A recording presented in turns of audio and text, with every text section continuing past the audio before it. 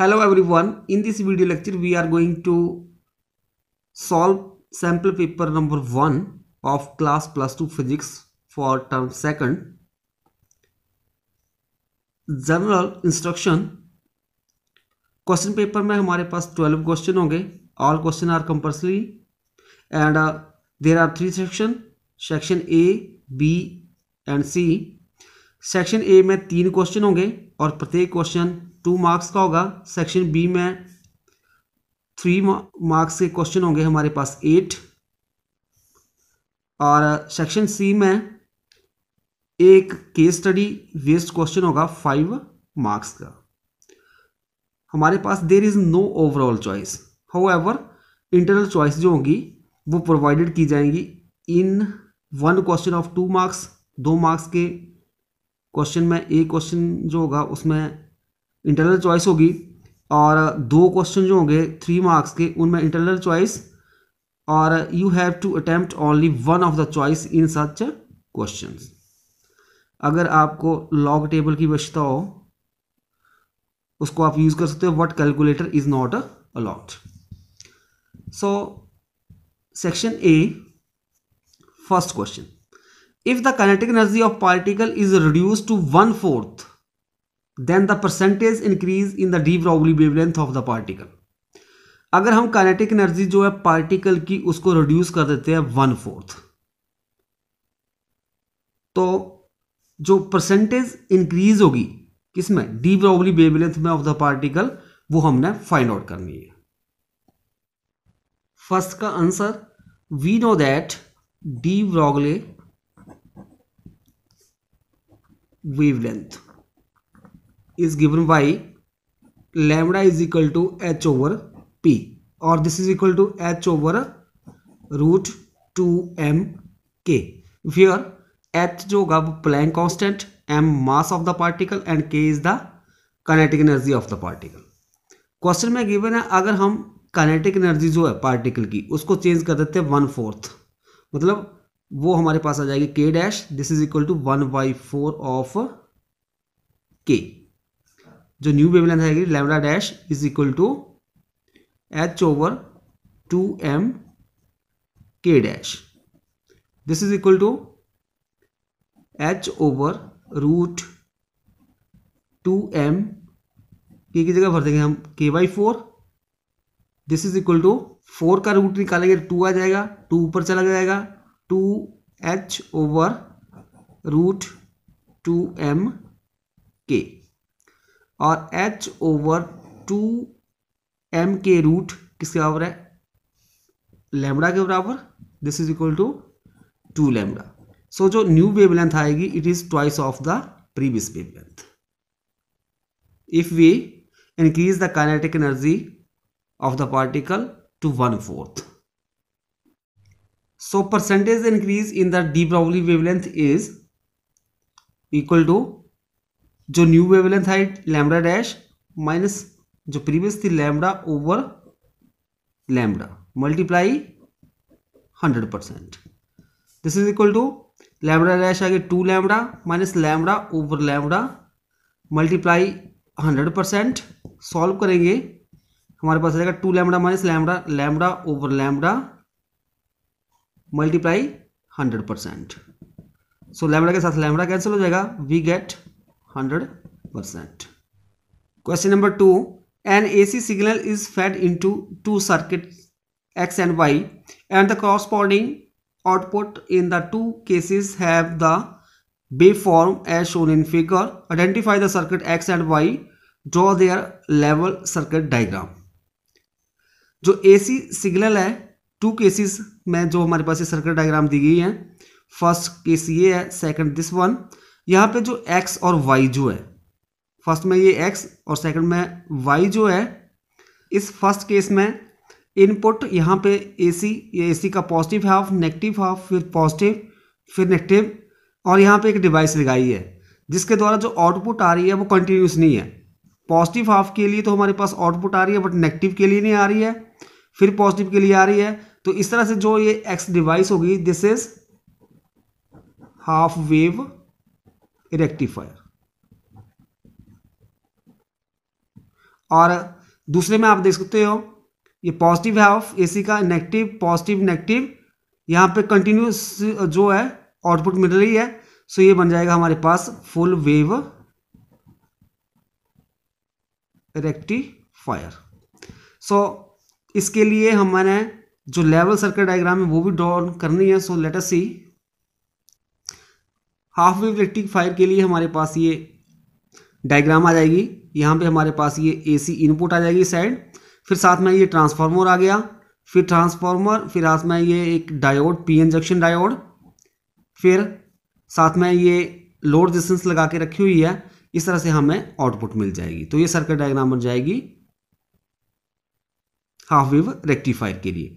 फिर उसके बाद जो फुल वेव रेक्टिफायर है, इन दैट केस यहाँ पे ट्रांसफार्मर लगा होगा बट सेंटर टेपिंग होगी, और यहाँ पे दो डायोड आएंगे फुल वेव रेक्टिफायर में, डायोड D1 और डायोड D2, और यहाँ पे ये लोड रेजिस्टेंस लगी जिसके द्वारा हमारे पास आउटपुट मिल जाएगी हमें।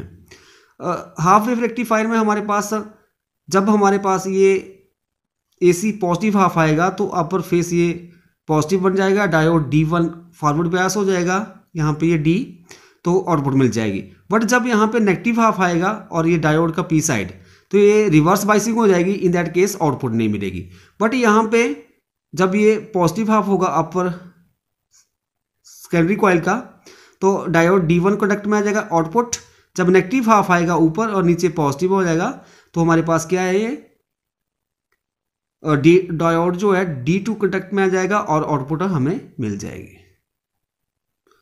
क्वेश्चन नंबर सेकंड का और part, assume that each diode shown in the figure has a forward bias resistance of 50 ohm and an infinite reverse bias resistance. The current through the resistance 150 ohm is. Circuit diagram दी गई है। जब diode यहाँ पे ये positive है battery का और ये पी साइड यहाँ पे, तो इन दैट केस इस साइड जो है यहाँ पे इस डायोड के लिए फॉरवर्ड बाइसिंग होगी और रेजिस्टेंस कितनी आएगी 50 ओम, और यहाँ पे बैटरी का पॉजिटिव और डायोड की एन साइड मतलब नेगेटिव, तो यहाँ पे रिवर्स बाइसिंग होगी। देन जो हमारे पास रेजिस्टेंस आ जाएगी वो इनफाइनाइट होगी। तो हमने जो करंट जो है थ्रो रेजिस्टेंस 150 ओम, जो 150 ओम रेजिस्टेंस है इसमें से जो कितना करंट फ्लो करेगा वो हमने फाइंड आउट करना है। Answer, in the circuit diode D1, अभी जो ये डायोड D1 आ गया, ये डायोड D2, जो डायोड D1 है पॉजिटिव साइड के साथ N है हमारे पास, तो ये रिवर्स बाइस है, और जो डायोड D2 है ये हमारे पास फॉरवर्ड बाइसिंग होगी।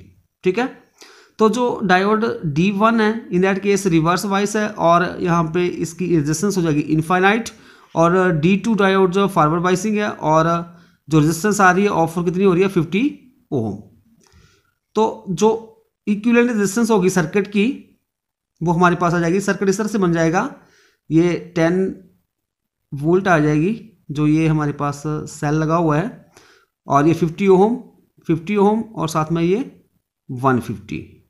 सो इस तरह से total resistance of the circuit हो जाएगी। ये सीरीज में आपके पास तीनों रेजिस्टेंस लगे हुए हैं, तो 50 + 50 + 150 250 ओम बन जाएगा।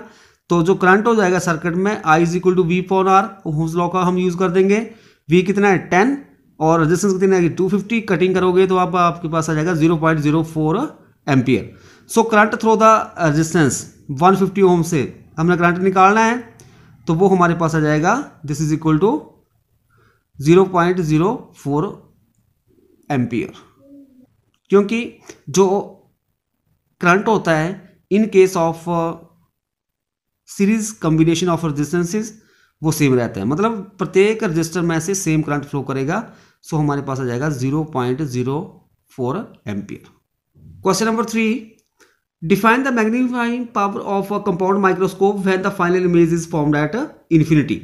Why must both the objective and the eyepiece of a compound microscope has short focal length? Explain. इस क्वेश्चन में जो मैग्नीफाइंग पावर होगी कंपाउंड माइक्रोस्कोप की जब आपके पास फाइनल इमेज फॉर्म होगी एट इन्फिनिटी, उसको आपने डिफाइन करना है। एंड वाई साथ में पूछा गया है इन दिस केस जो बोथ द ऑब्जेक्टिव और आई पीस जो है कंपाउंड माइक्रोस्कोप के केस, उनके दोनों की शॉर्ट फोकल लेंथ क्यों होती है। मतलब हम जो दो लेंस जो हैं जिनका हम यूज करेंगे इन केस ऑफ कंपाउंड माइक्रोस्कोप में, तो जब हमारे पास फाइनल इमेज बनेगी इन्फिनिटी के ऊपर, इन दैट केस जो हम लेंस लेते हैं आई पीस और ऑब्जेक्टिव, उनकी शॉर्ट फोकल लेंथ क्यों होती है, उसको हमने एक्सप्लेन करना है। सो इसका आंसर हो जाएगा जो मैग्नीफाइंग पावर होगी कंपाउंड माइक्रोस्कोप की जब फाइनल इमेज इन्फिनिटी के ऊपर बनती है, तो वो हमारे पास आ जाएगा उसके लिए relation m is equal to L over f o d over f e. तो मैग्नीफाइंग पावर आ जाएगी in case of compound microscope when final image is found at infinity, m is equal to L over f o d over f e, where जो L हो जाएगी वो हमारे पास आ जाएगा length of microscope, f o जो हो जाएगा this is the focal length of objective lens, f e focal length of eyepiece, and d be the least distance of distance vision. Both the objective and eyepiece of a compound microscope has short focal length so as to produce large magnifying power. Large magnifying power को produce करने के लिए हम जो compound microscope है उसमें objective और आई piece इन दोनों लेंसेज की जो फोकल लेंथ है उसको हम स्मॉल लेते हैं। इन दोनों की जो फोकल लेंथ होती है वो शॉर्ट होती है। Next section B, question number 4, a single slit of width v is illuminated by a coherent monochromatic light of wavelength lambda if the second and fourth minima in the diffraction pattern at a distance 1 meter from the slit are at 3 cm and 6 cm respectively from the central maximum. What is the width of the central maximum, that is distance between the first minimum on either side of the central maximum. एक single slit है जिसकी width v है, is illuminated by a coherent monochromatic light जिसकी wavelength lambda है, और जो second और fourth minima होगा in the diffraction pattern at a distance of 1 metre from the slit, कितनी डिस्टेंस के ऊपर है 3 centimetre 6 centimetre from the central maximum से। What is the width of central maximum, तो हमारे पास जो विड्थ होगी सेंट्रल मैक्सिमम की वो हमने फाइंड आउट करनी है। फोर्थ का आंसर हो जाएगा for single slit diffraction sine theta is equal to N lambda over B.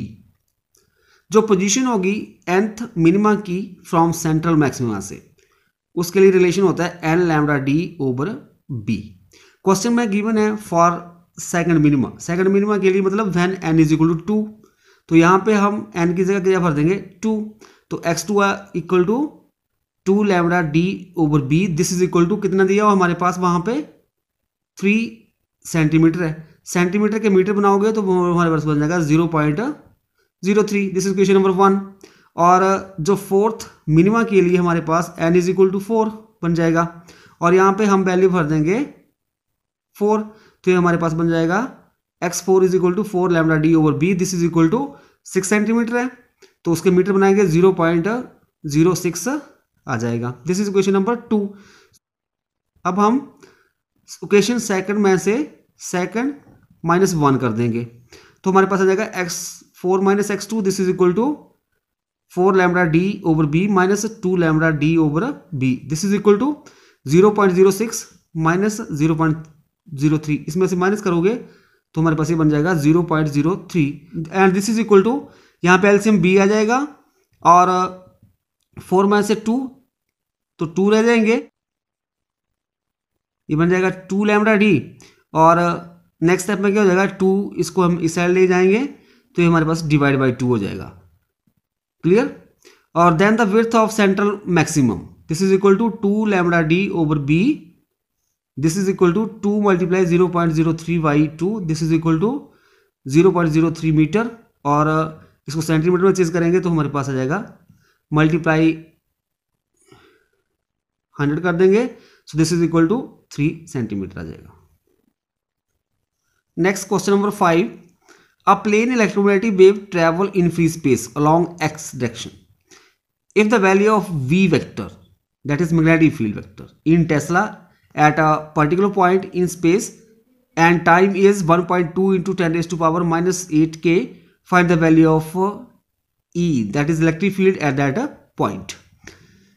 जैसा कि हम जानते हैं कि जो इलेक्ट्रोमैग्नेटिक वेव्स जब ट्रैवल करती हैं, जैसे मान लो along positive x axis electromagnetic waves जो ट्रैवल कर रही है इस तरह से, तो इसमें जो है इलेक्ट्रिक फील्ड और मैग्नेटिक फील्ड वेक्टर लाई करते हैं। मतलब अलोंग वाई एक्सिस जो है अगर मैग्नेटिक फील्ड वेक्टर आ गया तो अलोंग जो हमारे पास जेड एक्सिस आएगी, इस एक्सिस हमारे पास क्या आएगा, इलेक्ट्रिक फील्ड वेक्टर।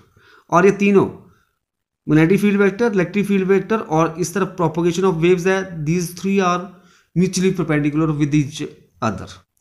एक प्लेन इलेक्ट्रोमैग्नेटिक वेव जो है वो ट्रैवल कर रही है फ्री स्पेस में अलोंग एक्स डायरेक्शन में, और जो वैल्यू है मैग्नेटिक फील्ड की इन टेस्ला एक पर्टिकुलर पॉइंट के ऊपर जो कि स्पेस में लाई कर रहा है, and time is 1.2 into 10 raise to power minus 8 के यूनिट वेक्टर। देन हमने जो फाइंड आउट करनी है ई की value, that is electric field की value at that point. Question number 5 का आंसर हो जाएगा, जो मैग्नेटिक फील्ड है B vector, this is equal to 1.2 into 10 raise to power minus 8 के यूनिट वेक्टर टी टेस्ला में दी है, और जो मैग्नीट्यूड होगा इलेक्ट्रिक फील्ड का हमारे पास क्या होता है, E is equal to B C के बराबर होता है।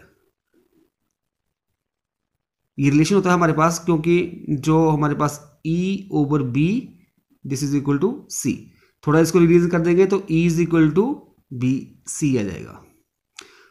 मीन्स जो इलेक्ट्रिक फील्ड और मैग्नेटिक फील्ड इन दोनों की जो रेशियो आएगी, this is equal to speed of light.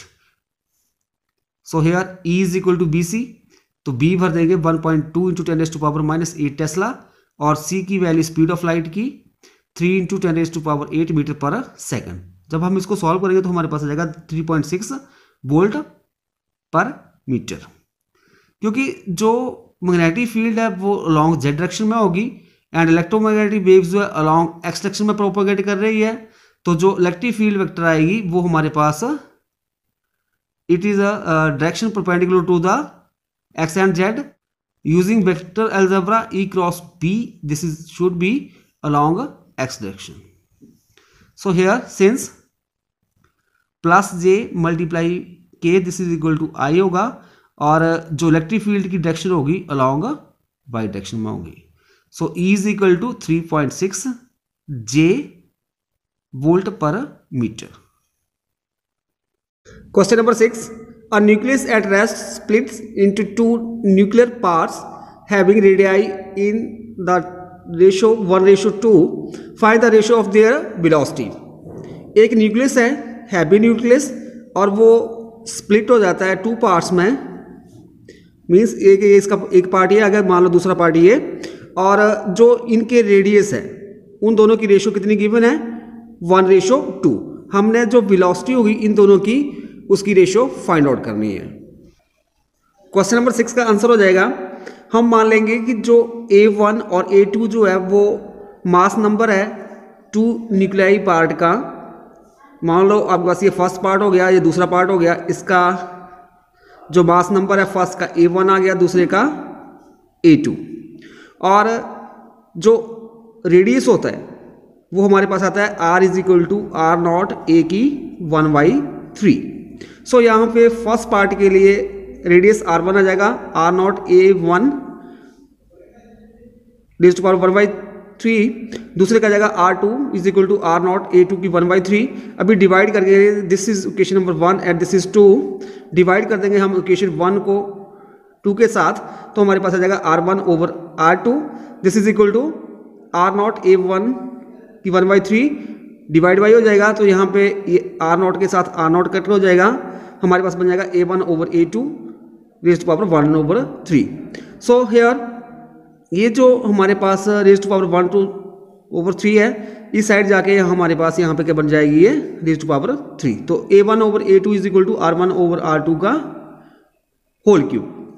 So here as हमारे पास जो रेशो दी गई है रेडियस की R1/R2, वो हमारे पास कितनी है 1:2। So R1/R2 is equal to 1/2 given है, तो यहाँ पे हम वैल्यू भर देंगे, तो 1/2 का cube this is equal to 1/8।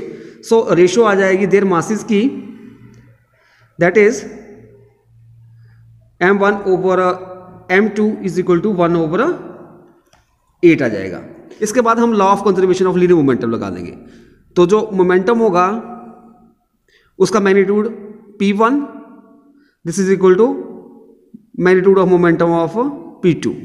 So P1 आ जाएगा, क्योंकि हमारे पास मोमेंटम होता है it is product of mass and velocity, सो आ जाएगा M1V1 फर्स्ट के लिए इक्वल टू M2V2। थोड़ा इसको रीअरेंज करेंगे तो V2 इस साइड आ जाएगा, तो V1/V2 और M1 इस साइड चलेगा M2/M1। सो हियर अभी हमने ये रेशियो निकाल लिया, M1/M2 की 1/8 है, तो यहाँ पे M2/M1 की हो जाएगी 8/1। So here this is equal to 8/1। Means जो रेशियो आई वेलोसिटी की V1/V2 this is equal to 8:1। Question number 7 A part, draw a ray diagram depicting the formation of the image by the astronomical telescope in normal adjustment. हमने ray diagram बनानी है जिसमें जो image formation हो रही है in case of astronomical telescope, जब उसको हम normal adjustment. Question number 7 A part का आंसर आ जाएगा, when the final image is formed at infinity the telescope is said to be normal adjustment. जब हमारे पास जो इमेज जो है इन्फिनिटी के ऊपर फॉर्म करेगी, तो जो टेलीस्कोप एस्ट्रोनॉमिकल टेलीस्कोप की जो एडजस्टमेंट होगी उसको हम नॉर्मल एडजस्टमेंट बोलेंगे। The position of the eyepiece is adjusted in such a way that the final image of the object is virtual, inverted and highly magnified. जो position होगी आई piece की, हम उसको इस तरह से एडजस्ट करेंगे जिसके कारण फाइनल इमेज जो है ऑब्जेक्ट की वो virtual, inverted and highly magnified बने। सो इसके लिए रे डायग्राम ये आ जाएगी, ये हमारे पास ऑब्जेक्टिव लेंस हो गया, दिस इज आई पीस, ठीक है। रे ऑफ लाइट आ रही हैं और यहाँ पे एक रे ऑफ लाइट ये आ गई और दूसरी यहाँ से ये पास आउट हमने करवा दी सेंटर से, ऑप्टिकल सेंटर से। दोनों जहाँ पे ये रे ऑफ लाइट मिल रही है, यहाँ पे इसकी ये जो ऑब्जेक्ट यहाँ पे लाई कर रहा है इसकी इमेज जो है रियल और इन्वर्टेड फॉर्म हो जाएगी। और जो ये इमेज फॉर्म हुई ये ऑब्जेक्ट का काम करेगी फॉर दिस आई पीस। यहाँ से रे ऑफ लाइट जाएगी इस तरह से एक, दूसरी ये, और जब इस साइड हम आगे दोनों डाइवर्स हो जाएगी, ये कहीं भी नहीं मिलेंगी, बट जब हम इनको प्रोड्यूस बैकवर्ड करेंगे तो they appear to meet at a point. मतलब कहाँ पे मिलेंगी वो जाके इन्फिनिटी के ऊपर, और इन्फिनिटी के ऊपर फाइनल इमेज बनेगी किस तरह की होगी, virtual, inverted and highly magnified. Question number 7 B part, you are given the following 3 lenses. Which 2 lenses will you use as an eyepiece and as an objective to construct an astronomical telescope? Give reason. Lenses L1, L2 and L3 are given. Power of lens L1 is 2 and aperture is 6 cm. In lens 2 power 4 diopter and aperture is 1 cm. And in lens 3 power is 8 diopter and aperture is 1 cm. Question में given है हमारे पास 3 lens हमें दिए गए हैं और हमने 2 lens का यूज़ करना है, और उन लेंसेज का यूज़ करते हुए हमने एक एस्ट्रोनॉमिकल टेलीस्कोप बनाना है। इन दिस केस हम जो लेंस हमारे पास L1 है हम इसको चूज़ करेंगे एज ऑब्जेक्टिव, बिकॉज इसकी जो अपर्चर है वो हमारे पास लार्ज है, सो इसकी फोकल लेंथ भी लार्ज होगी। और जो लेंस L3 है इसका हम यूज़ करेंगे आई पीस, क्योंकि इसकी जो फोकल लेंथ है वो स्मॉल होगी। बी पार्ट का answer, for a telescope lens L1 is chosen as objective as its aperture and focal length are largest. The lens L3 is chosen as a eyepiece as its focal length is smallest. Question number 7 का और part, draw a ray diagram to show the image formation by a combination of two thin convex lenses in contact. Obtain the expression for the power of this combination in terms of the focal length of the lenses. इस question में हमने एक रे diagram draw करनी है. First of all दो lenses हैं, इस तरह से हम दो लेंस ले लेंगे और दोनों को आपस में कॉन्टैक्ट कर देंगे.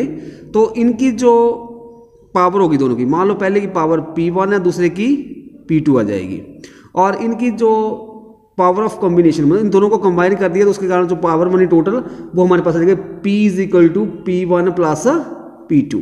इसकी हमने डेरिवेशन करनी है with the help of diagram. So let us see how we can derive the power of combinations of two lenses. जो डायग्राम बनाएंगे हम दो कॉम्बिनेशन ऑफ लेंसेज के लिए वो इस तरह से बनेगी. दो लेंसेज ले लिए कन्वेक्स लेंसेज और दोनों को इस तरह से ज्वाइन करके रख दिया हमने, और इनके यहाँ से एक एक्सिस पास आउट होकर जा रही है, तो that is a principal axis. और ऑब्जेक्ट मान लो यहाँ पे लाई कर रहा है प्रिंसिपल एक्सिस के ऊपर. फर्स्ट लेंस है उसके ऊपर वो A पॉइंट के ऊपर इंसिडेंट हो रहा है आफ्टर रिफ्रैक्शन. अगर जो सेकंड लेंस B जो है एब्सेंट हो तो इमेज कहाँ पे बनेगी I1 के ऊपर. तो यहाँ पे जो डिस्टेंस हो जाएगी V', ठीक है, और ऑब्जेक्ट की डिस्टेंस यहाँ से U. क्लियर. अभी मान लो कि जो ये लेंस V है ये भी प्रेजेंट है, तो क्या होगा, जो ये इमेज बनी फर्स्ट लेंस के द्वारा A के द्वारा, यही ऑब्जेक्ट का काम करेगी इस लेंस के लिए, और फाइनल इमेज कहाँ पे बन जाएगी I के ऊपर. ठीक है. सो यहाँ से डिस्टेंस क्या आ जाएगी V. अभी इसके बाद हमने क्या करना है, लेंस फार्मूले का प्रयोग करना है. ठीक है. Consider two lenses place close to each others. The focal length of the lenses A and B are F1 and F2. First A lens का फोकल लेंथ F1 होगी, दूसरे की F2. तो फॉर लेंस 1 के लिए हम यहाँ पे लेंस फार्मूला लगाएंगे. फॉर ए लेंस जो लेंस फार्मूला होता है 1/f = 1/v - 1/u. For Lenz A इसके लिए जो इमेज I1 बन रही है कितनी डिस्टेंस के ऊपर है, V' के ऊपर. सो यहाँ पे 1/v' - 1/u = 1/f1. F1 focal length है लेंस A की. ठीक है. इसी तरह से फॉर लेंस B के लिए क्या हो जाएगा, 1/v - 1/v' = 1/f2. क्लियर. क्योंकि यहाँ पे 1/u जो है ये हमारे पास जो इमेज बनी, यहाँ पे जो ये इमेज बनी ये ऑब्जेक्ट का काम करेगी. तो यहाँ से जो इमेज जो ऑब्जेक्ट की डिस्टेंस हो जाएगी V', यहाँ पे हम भर देंगे V', और F2 जो है फोकल लेंथ है लेंस V की. अभी ऐड कर देंगे 1 और 2 को, दोनों को ऐड कर देंगे लेफ्ट हैंड साइड के साथ left hand side right add, और राइट हैंड साइड के साथ राइट हैंड साइड. तो बन जाएगा 1/v' - 1/u + 1/v - 1/v' = 1/f1 + 1/f2. यहाँ पे हमारे पास ये 1/v' ये पॉजिटिव का है, ये नेगेटिव है, तो ये कट हो जाएंगे. तो हमारे पास बच जाएगा -1/u + 1/v, और यहाँ पे हमारे पास ये आ गया, और इस साइड 1/f1 + 1/f2. ठीक है. अभी सिंस हमारे पास जो 1/v - 1/u किसके बराबर था, 1/f के बराबर, तो यहाँ पे हम भर देंगे इसकी जगह पे, जो ये है इसकी जगह पे भर देंगे हम 1/f. ft मतलब टोटल फोकल लेंथ हो जाएगी 1/f1 + 1/f2. ठीक है. और जो पावर होती है it is reciprocal of focal length. Clear. तो यहाँ पे जो P टोटल आ जाएगी P1 + पावर जो होती है रेसिप्रोकल होती है फोकल लेंथ के. जब हमारे पास 1/ft यहाँ पे आ जाएगा तो ये बन जाएगा PT. फिर जब आपके पास यहाँ पे 1/f1 तो यहाँ पे 1 होगा तो यहाँ पे P1, यहाँ पे 2 होगा तो P2. इस तरह से जो इक्विवेलेंट पावर आ जाएगी PT = P1 + P2. Question number 8, using Bohr postulate for hydrogen atom show that the total energy of the electron in the stationary state can be expressed as the sum of kinetic energy and potential energy, where U is equal to -2k. Hence, deduce the expression for the total energy in the nth energy level of a hydrogen atom. Bohr postulate का use करना है हमने for hydrogen atom के लिए.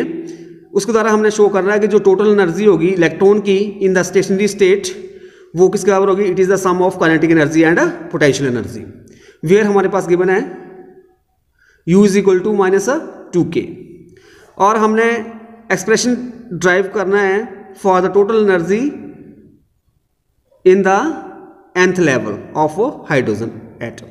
Question number 8 का answer हो जाएगा here, एक ये एटम है, एटम के अंदर हमारे पास ये न्यूक्लियस होता है, न्यूक्लियस में क्या होता है, पॉजिटिव चार्ज लाई करता है, और इलेक्ट्रॉन जो है उसके चारों ओर रिवॉल्व करता है। किसने बताया था, अकॉर्डिंग टू बोहर पोस्टुलेट के according.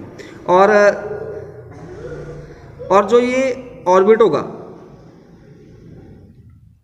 these are the stationary orbit state of the atom for a particular orbit के लिए इलेक्ट्रॉन जहां पे मूव कर रहा है, so it has a kinetic energy।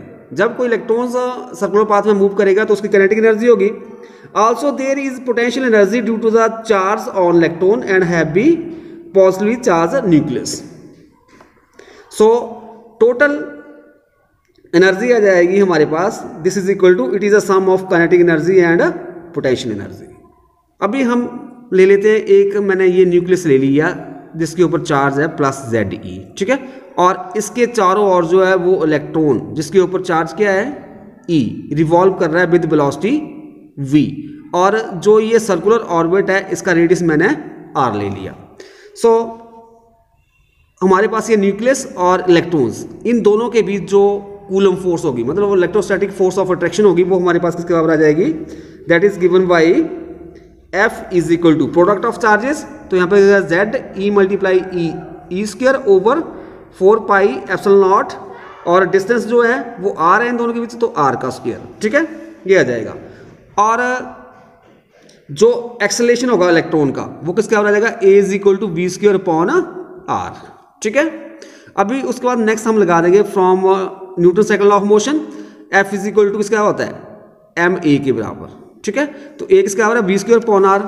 अभी जब ये इलेक्ट्रॉन जो है इस न्यूक्लियस के चारों ओर चक्कर लगा रहा है, हम जानते हैं कोई भी बॉडी जो सर्कुलर पाथ में कब मूव कर सकती है, उसको मूव करने के लिए सेंट्रीपिटल फोर्स चाहिए।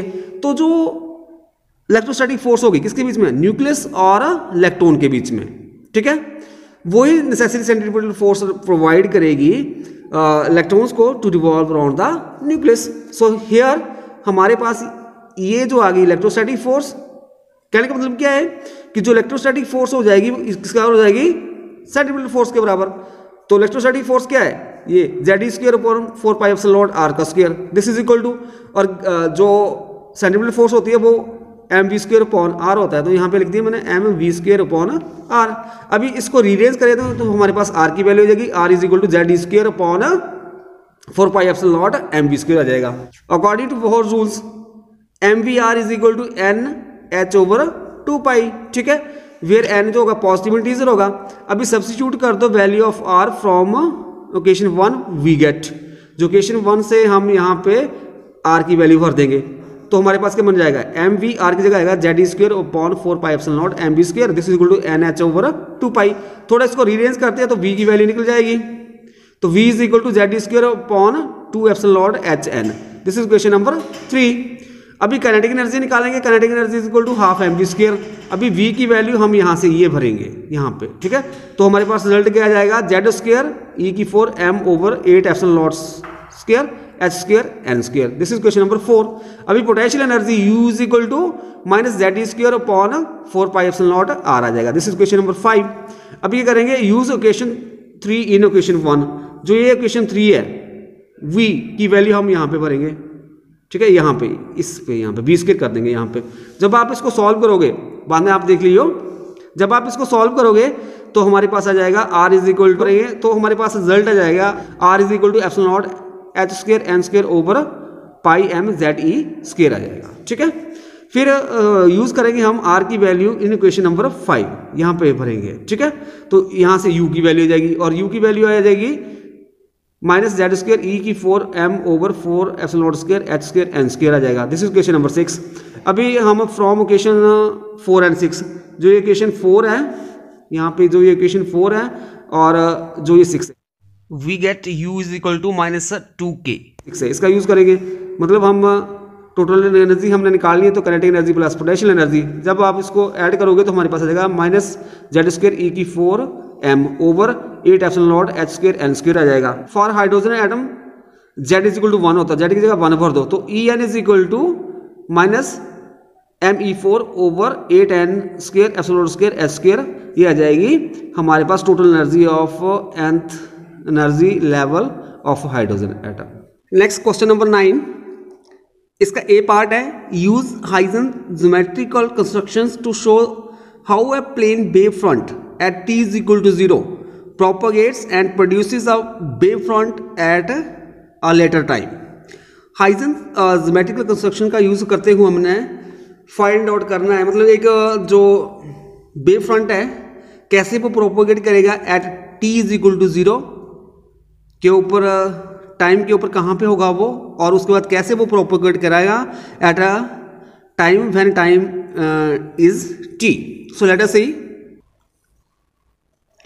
हमने कंसीडर कर लिया कोई plane wave front A B ले लिया, इसके ऊपर जितने भी पॉइंट्स होंगे, मान लो ये पॉइंट मैंने ए ले लिया, ये बी सी डी ई इस तरह से, और जो ये पॉइंट होंगे these are all the according to Huygens principle, each point on A B become a source of secondary disturbance which takes with the same speed c।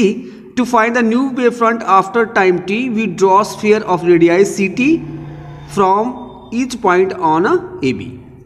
Means जितने भी ये पॉइंट्स लाई करेंगे ए बी वेवफ्रंट के ऊपर, वो होंगे हमारे पास source of new disturbance, जिसके द्वारा क्या होगा सेकेंडरी वेवलेट जो है फॉर्म होंगे। ठीक है, अभी जो सेकेंडरी वेव फ्रंट बनेगा उसको फाइंड आउट करने के लिए हम जो ये पॉइंट है इसके चारों एक स्फीयर लगा देंगे।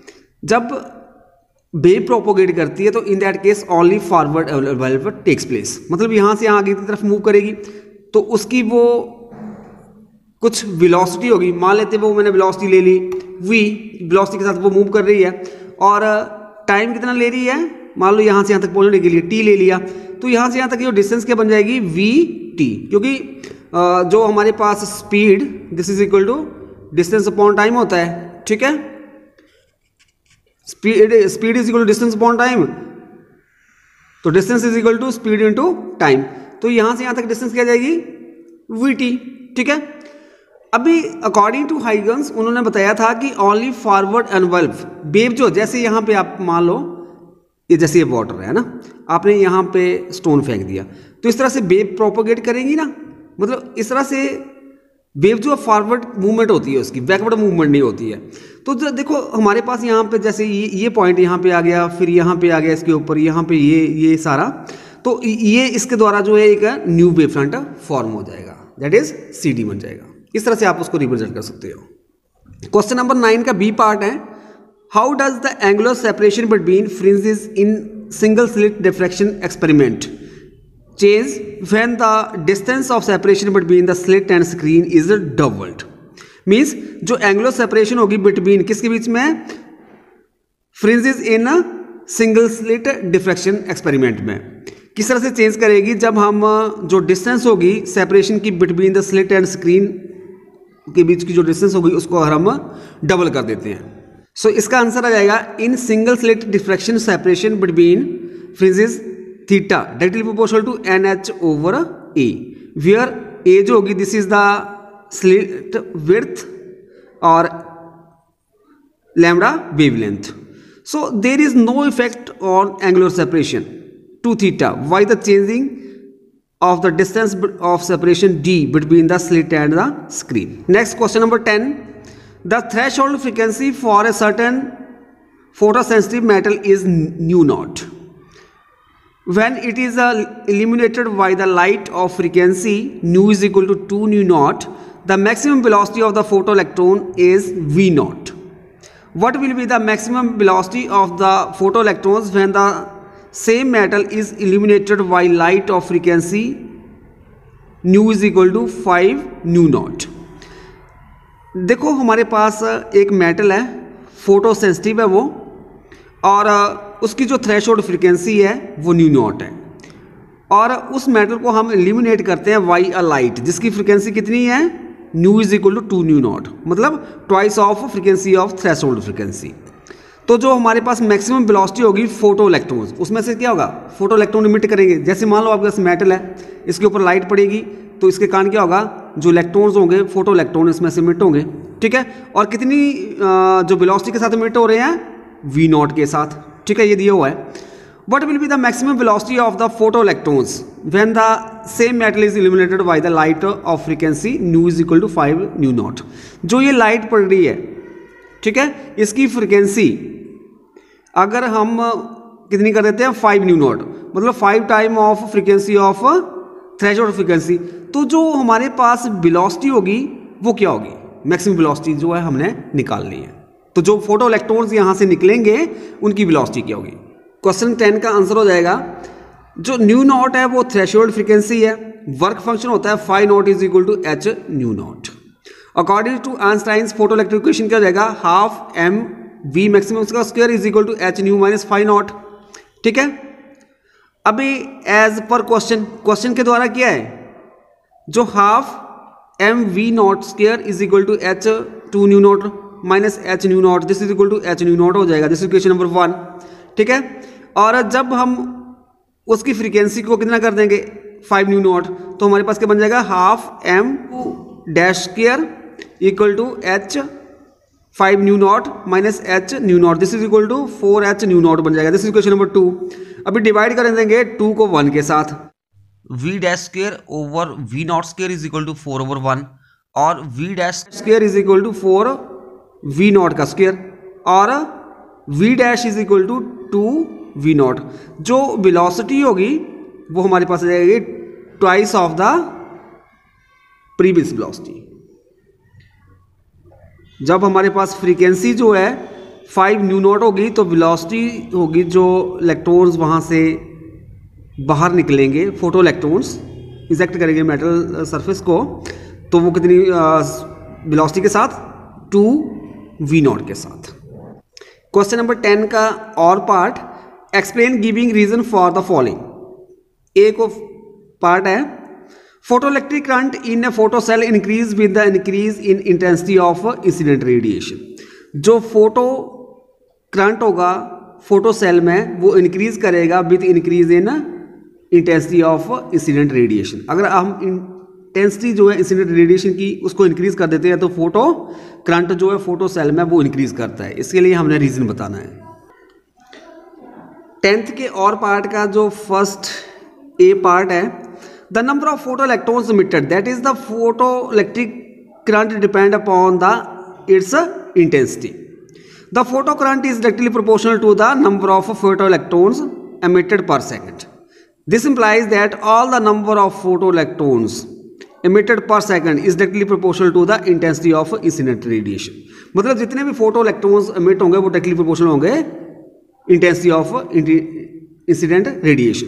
तो यहाँ पे अगर हम along x axis intensity of light लेते हैं और जो फोटो इलेक्ट्रॉन्स एमिट कर रहे हैं अलॉन्ग वाई एक्सिस लेते हैं तो स्ट्रेट लाइन ग्राफ होगा।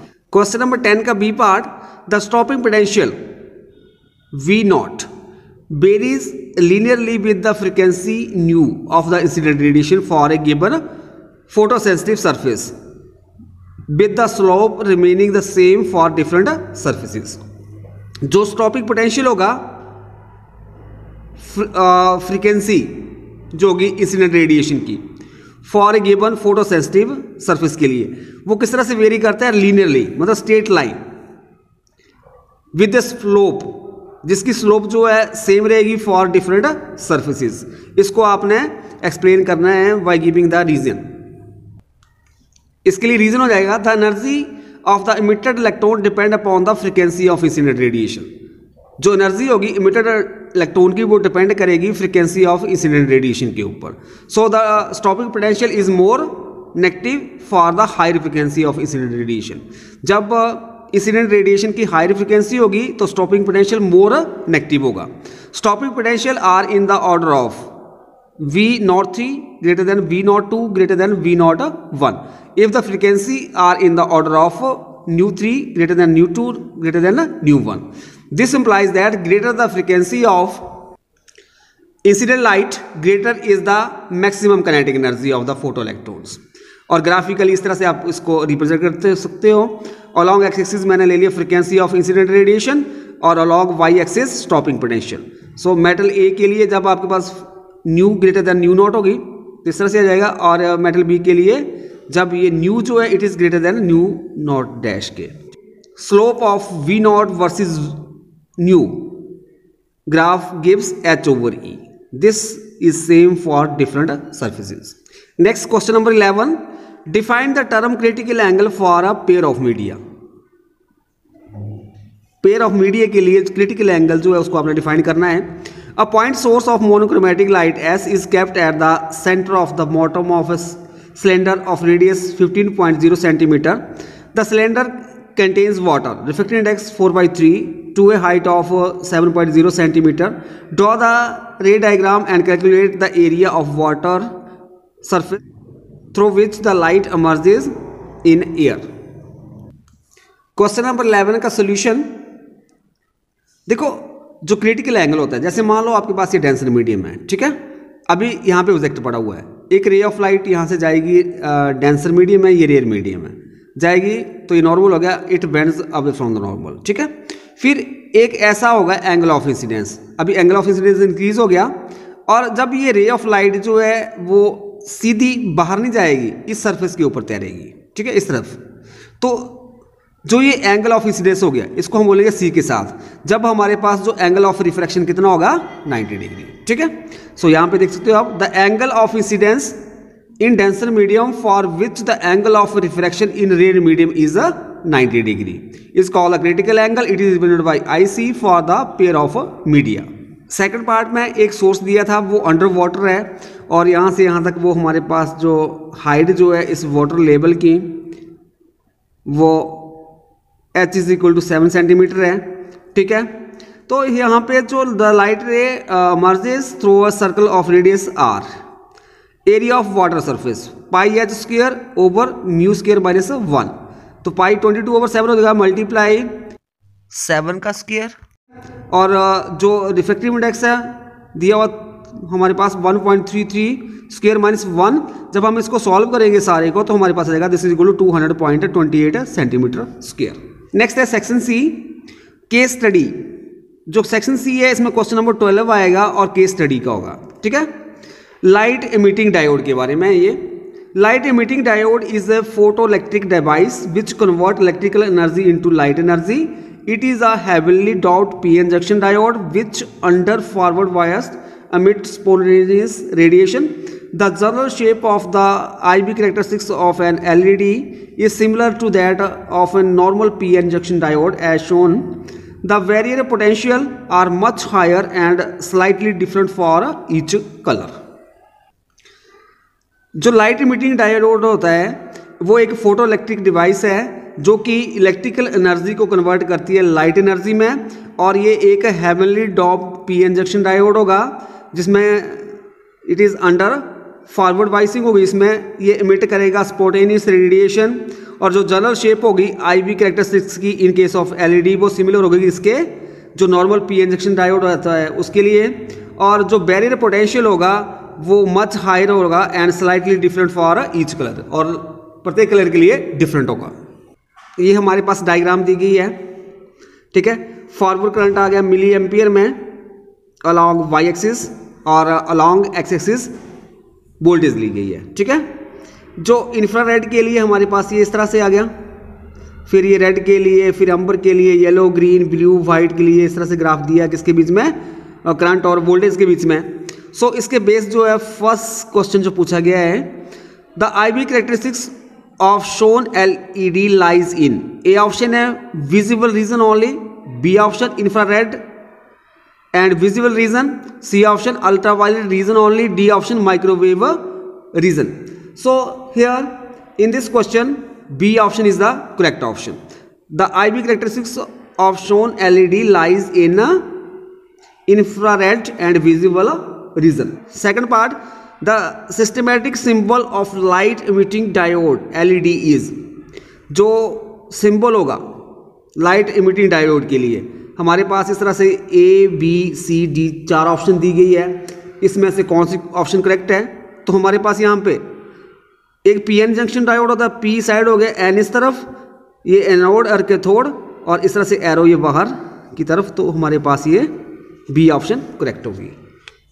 Third part, an LED is constructed from P N junction diode based on a certain germanium arsenic semiconducting materials whose energy gap is 1.9 electron volt. Identify the color of the emitted light. A option blue, B red, C violet, D green. So here in this question B is the correct option, red. Fourth part, which one of the following statement is not correct in case of light emitting diode? हमारे पास 4 statement given है, इनमें से कौन सी correct नहीं है in case of light emitting diode के case में? So here A option है, इट इज अ हेवीली डॉट पी एन जंक्शन डायोड, ये भी करेक्ट है। B option, it emits light only when it is forward bias, yes. C option है, it emits light only when it is reverse bias, तो यहाँ पे ये correct नहीं है। The energy of the light emitted is less than the energy gap of the semiconductor used, तो ये भी हमारे पास करेक्ट है। सो यहाँ पे कौन सी आ जाएगी? थर्ड ऑप्शन जो होगी वो करेक्ट होगी। It is not a correct statement about a light emitting diode. Fifth part, the energy of radiation emitted by the LED is, जो एनर्जी होगी radiation emitted by the LED is, here 4 option are given in this question. D option is the correct option, equal to और less than the band gap of the semiconductor used.